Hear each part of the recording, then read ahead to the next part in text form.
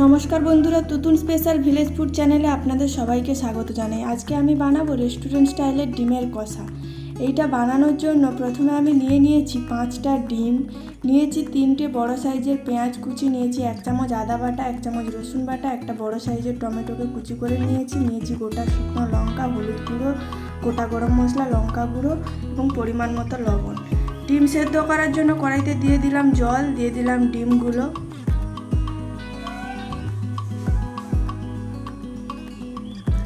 ডিম সিদ্ধ হয়ে গেছে, এবার একটা পাত্রে তুলে নেব।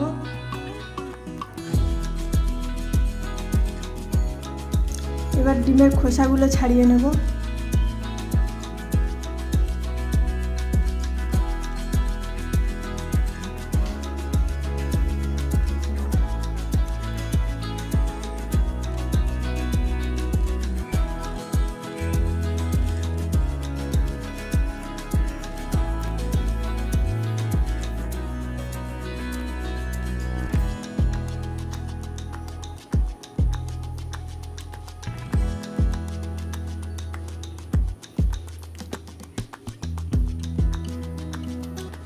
উনুনে বসিয়ে দিয়েছি কড়াইতে দিয়ে দিলাম সামান্য তেল, দিয়ে দিলাম লবণ।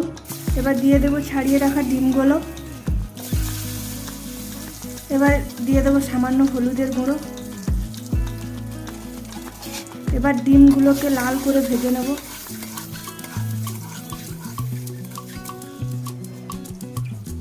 ডিমগুলো লাল করে ভাজা হয়ে গেছে, একটা পাত্রে তুলে নেব। এবার ওই কড়াইতেই দিয়ে দেবো আবারও একটু তেল। তেলটা গরম হলে দিয়ে দেবো গোটা শুকনো লঙ্কা ও গোটা গরম মশলা।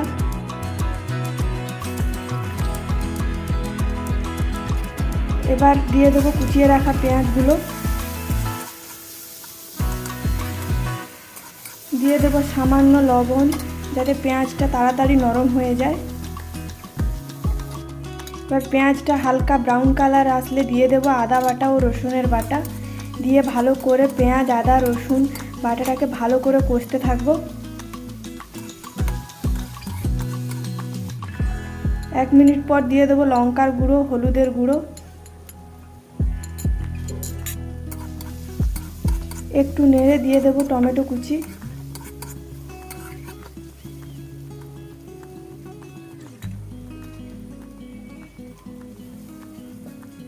এবার মশলাটা ততক্ষণ কষতে থাকবো যতক্ষণ না পর্যন্ত মশলা থেকে তেল ছেড়ে আসছে।